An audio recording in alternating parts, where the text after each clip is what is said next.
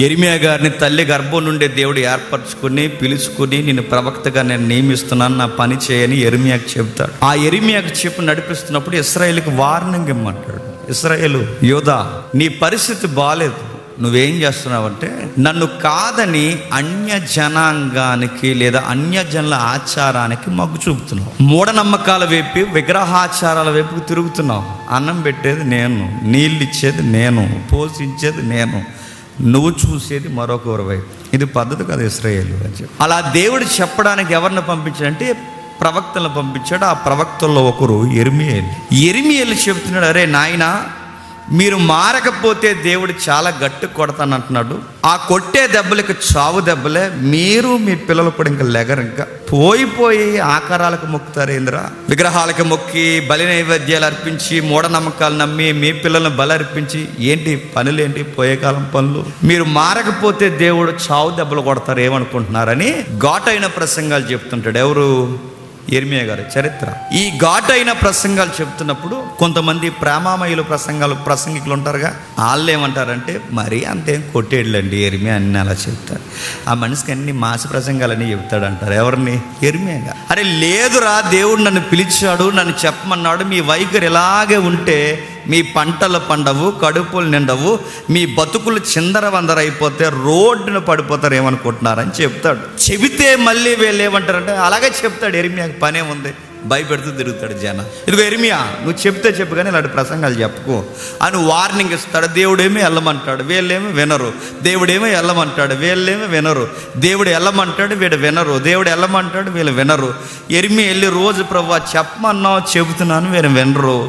కఠినమైన ప్రసంగాలు చెప్పే కొలది కఠినమైపోతున్నారు. ప్రభువా వీళ్ళకి ఎలా ప్రభువా చెప్పేదంటే యెరెమీయా, లేదు నువ్వు వెళ్ళు, నేను చెప్తున్నానుగా. మళ్ళీ వీళ్ళకి అర్థమయ్యేలా చెప్పారు.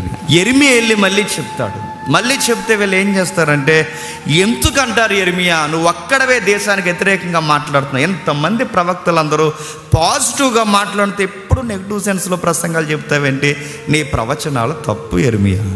లేదురా, నాకు కనబడ్డాడు రా దేవుడు, నాకు చెప్పాడు మారనరా అంటే మారం. ఇంకోసారి ఈ ప్రసంగం చెప్పావంటే బావిలో వేసేస్తాం ఏమనుకున్నావో అని వార్నింగ్ ఇచ్చారు. కొట్టడానికి రాబోయారు, తిట్టారు, ఇష్టానుసారంగా ఎద్దేవా చేశారు. యెరెమీయా నువ్వు ఎలాగే వ్యవహరించావంటే చెప్తున్నావు నీ ప్రాణాలకే ప్రమాదం, దేశంలో ఉండకుండా చేసేస్తావు. వార్నింగ్ వైఖరి వాళ్ళ దగ్గర నుంచి వైబ్రేషన్లో వచ్చింది. యెరెమీయా దేవుడి దగ్గర, ప్రభువా వాళ్ళు ఎండడం లేదు ప్రభువా, నిన్నో మొన్న కూడా కొట్టడానికి వచ్చారు, పరిస్థితి ఎంత ఘోరంగా ఉందంటే అయితే ఒక పని చేయి, ఈసారి ఎలా చెప్తావంటే ఎగ్జాంపుల్స్ చూపిస్తూ చెప్పు అంట. ఉదాహరణలు చూపించి. ఏం ఉదాహరణ చూపించిన ప్రభు అంటే ఇలా రా, ఆ కర్ర తీసుకో, ఆ కర్ర పైకెత్తు, తొడ పైకెత్తు, ఆ తొడ పైకెత్తు, ఒకేసారి ఆ కర్రను తొడకేసి ఇలా ఇరిసి దేవుడు ఇలా ఇరిసేస్తా అంటున్నాడు రా మిమ్మల్ని అని చెప్పు. అలాగే యెరెమీయా చెప్తాడు, కర్ర ఇలా తెస్తాడు, ఇరిసేస్తాడు, ఇదిగో ఇలా ఎర్రగొడతానంటున్నాడు. దేవుడు ఏమనుకుంటున్నారంటే అలాగేం ఎర్రగొట్టలే మాకు తెలుసు అన్నారు. ఎవరు?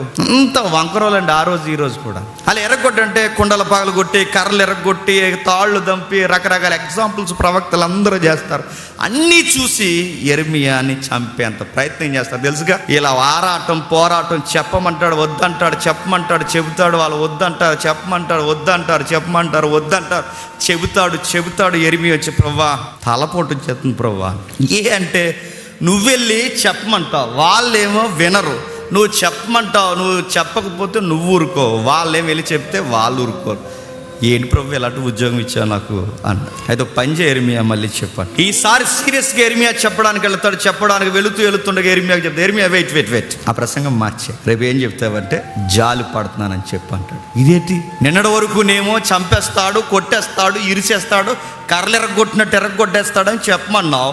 ఇప్పుడు తీరా ఇల్లు చెప్పేసరికి ఇప్పుడు కొత్త వర్తమానం ఏంటి, జాలి పడుతున్నాడని చెప్ప. మాకు తెలుసు యెరెమీయా ఆయన జాలి పడతాడని అంటారు వాళ్ళు. ఎవరు? నువ్వు మార్చిన ప్రసంగం కాదు అన్నా అంటారు. ఎందుకంటే వంకరోళ్ళు వాళ్ళు అన్నా అంటారు. అంటే మేము వింటలేదని నువ్వు ఇలా మార్చుకొచ్చావు ఎన్నైనా అంటారు యెరెమీయా అని. యెరెమీయా ఇసువెక్కిపోయి ఇలా అన్నాడు, నువ్వు ఒక్కసారి కొట్టలేదు, కొడతానంటావు, ఒక్కసారి కొట్టు బుద్ధి వస్తుంది వాళ్ళకి, ఒక్కసారి రెండు పడే లైన్కి వస్తారు. నువ్వు పడేవేంటి దేవా, ఈ ప్రవక్త ఉద్యోగం చేయలేకపోతున్నాను, నా మనసు ఏమో చెప్పకూడదు అనుకుంటుంది, మరో పక్క నా మనసు ఏమో చెప్పకుండా ఉండంటది.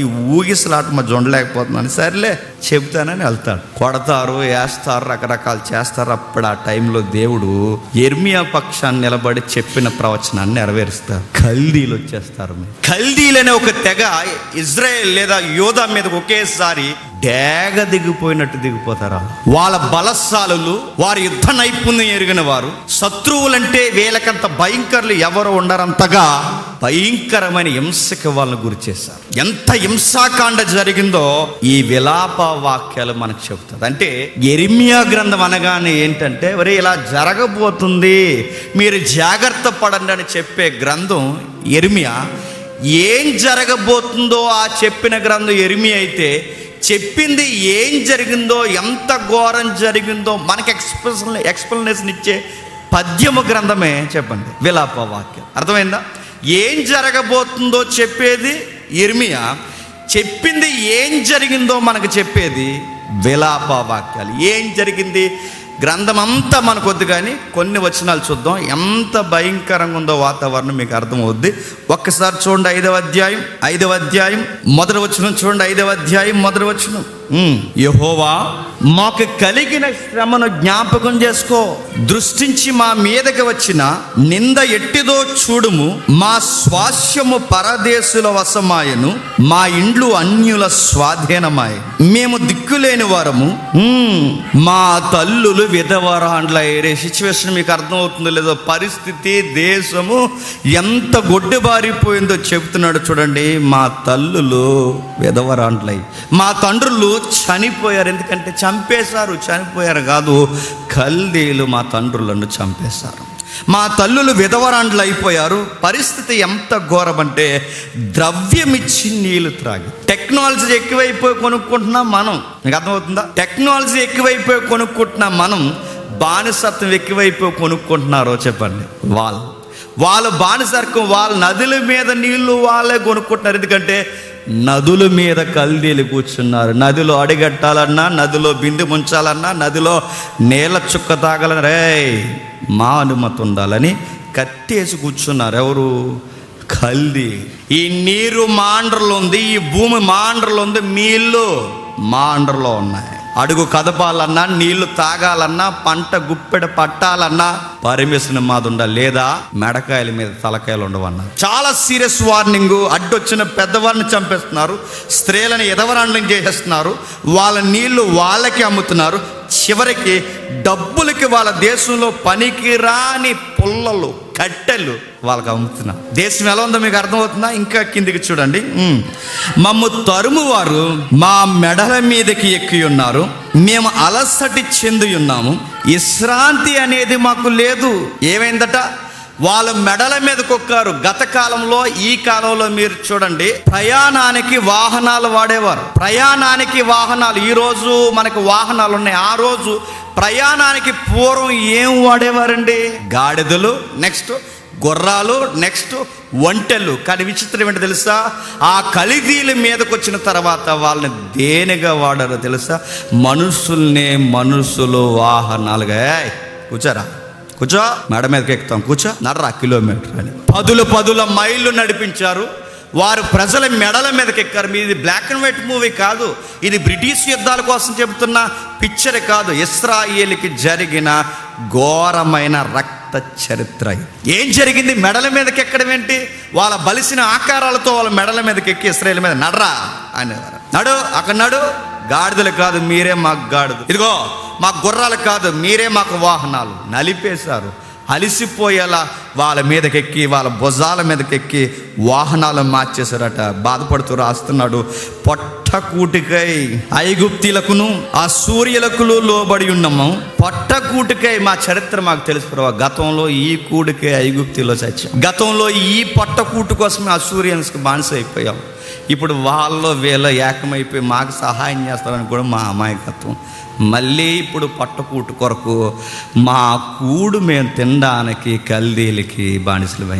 బాలేదు ప్రభు మా జీవితాలు. మా తండ్రులు పాపం చేసి గతించిపోయి మేము వారి దోష శిక్షను అనుభవించున్నాం. వాళ్ళు చేసిన తిప్పలు, పాపాలు మా మీదకి వచ్చేసి మా మీద పడిపోయాయి.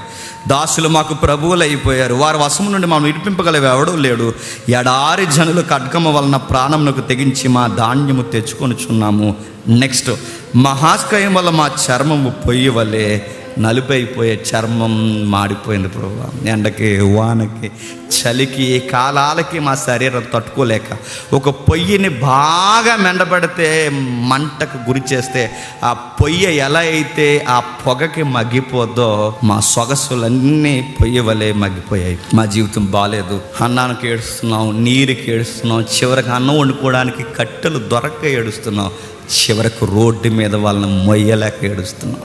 చివరికి మా జీవితాలు ఎలా ఉన్నాయంటే, అన్నం లేని ఎడారి మనుషులు, వాళ్ళ ఎడారి జాతులు, కల్దీలు ఎడారి జాతులు, అరేబియా ఎడారి జాతుల్లో బతుకుతున్న వాళ్ళకి పంటల పండనే ఆ శత్రువులు వచ్చి మా పంటలు దోసేసుకుంటున్నారు.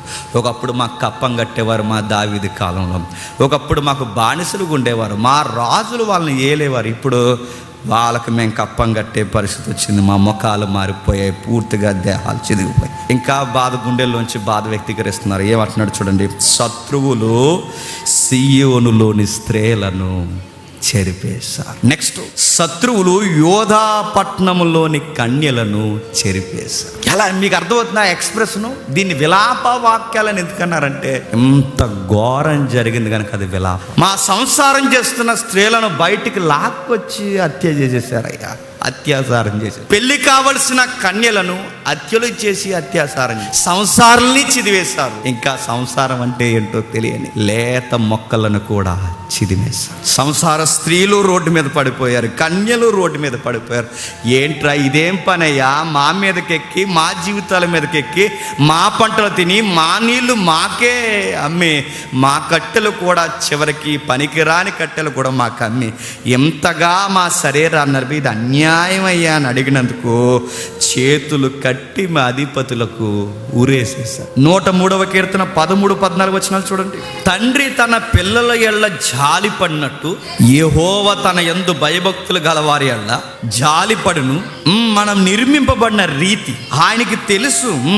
మనం మట్టి వారమని ఆయన జ్ఞాపకము చేసుకొని జాలిపడిపోతారు. రే, మీరు చేసే పనులు చూస్తే చాలా కోపం తెప్పిస్తే, కొడితే మట్టి అయిపోతారు, కొడితే మట్టిలో కలిసిపోతారు. దేవుడు కొడితే ఏమవుతామండి? హాస్పిటల్కి వెళ్తామా? మట్టిలో పోవడమే. ఇంకా శ్మశానానికి ఆయన కనుక్కుంటాడు, ఈయన కొడితే మట్టిలోకి పోతాడు, మళ్ళీ జాలి పడతాడు. అందుకే చిన్న చిన్న దెబ్బలు వేస్తాడు అనమాట.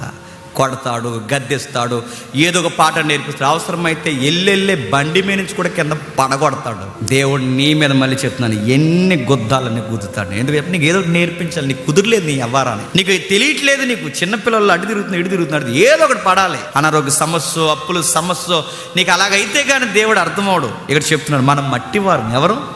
మనం మట్టివారు. నిజంగా ఒక మాట, నాకు సందర్భం, మంచి మాట రాశాడు ఒక కవి. ఏమన్నాడు తెలుసా? క్రైస్తవ కవి, అగ్ని దగ్గరికి మట్టిని తీసుకుని వెళితే, అగ్నికి దగ్గరగా మట్టిని తీసుకుని వెళ్తే మట్టి ఏమవుద్దండి? గట్టిగా అయిపోద్ది. అదే అగ్ని దగ్గరికి మైనాన్ని తీసుకుని వెళితే కరిగిపోతుంది. గమనించండి, అగ్ని దగ్గరికి మట్టి వెళితే మట్టి గట్టిగా రాలిపోద్ది, మైని వెళితే మైని కరిగిపోద్ది. అగ్ని లాంటి శ్రమల్లోనికి నువ్వు మనసెరిగిన మనిషివి, దేవుని మనసెరిగిన మనిషివైతే శ్రమల్లో ఇంకా దేవునికి దగ్గరైపోతావు. నువ్వు మట్లాడాడు అనుకో, రాలిపోతావు. నువ్వు మైను లాంటి వాడు అనుకో, శ్రమలో కరిగిపోయి మాయమైపోతావు. నువ్వు మట్టివైనా రాలిపోతావు, మైనమైనా కరిగిపోతావు. అదే శ్రమలో దేవుని మనసెరిగిన మనిషివైతే దేవునికి ఇంకా శ్రమలో దగ్గర అయిపోతాం. ఎలాగో చెప్పినా, అమ్మ ఒక్కోసారి కొడతాది పిల్లల్ని, పటాలను కొడితే కుదురులేని పిల్లలైతే బస్సు ఆటోకి వెళ్ళిపోతారు, అటు నుంచి అటే. కొట్టింది అవకాశం కాదు, ఆగరన్న వెళ్ళిపోతాడు. ఇంకా మనసెరిగిన పిల్లలైతే ఏ అమ్మ కొడతాదో చెప్పండి, ఏ అమ్మ కొట్టిందో మళ్ళీ అదే అమ్మను పట్టుకుని కొట్టకమ్మా అంటాడు. అంటే కొట్టిన అమ్మ దగ్గరికి వెళ్ళే మళ్ళీ అమ్మను పట్టుకుని అదే బిడ్డ ఏడుస్తుందంటే మీకు ఏమర్థమవుతుంది చెప్పండి?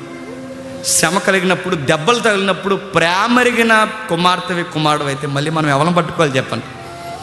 మనల్ని కొట్టిన దేవుడిని పట్టుకుని, దేవా ఇంక కొట్టక ప్రభా నేను చచ్చిపోయేలా ఉన్నాను, ఆయన పట్టుకుని ఏడవాలి. మనం అలాంటి కాదు, ఆటో ఎక్కేద్దాం చూస్తాం, మనం బస్సు ఎక్కేద్దాం చూస్తాం. ఎక్కడికి వెళ్ళకు, కొట్టుతున్న ఆయన్నే పట్టుకో, ఆయన దగ్గరికి ఎప్పో. యెరెమయా నన్ను ఏమి నేర్పిస్తున్నాడు? ఆయన శ్రమలలో మంచోడని కనిపెట్టు, ఏదో ఒక టైం వస్తుంది విడిపిస్తాడు. దయాళుడని నమ్ము, కనిపెట్టు, ఓర్పుగా ఉండు, ఆయన కొరకు ఎదురు చూడు, ఆయన కొరకు మాత్రమే నువ్వు ఆలోచించు. ఎంతగా ఆలోచిస్తావు అంటే ఎటూ కదలకుండా అలా.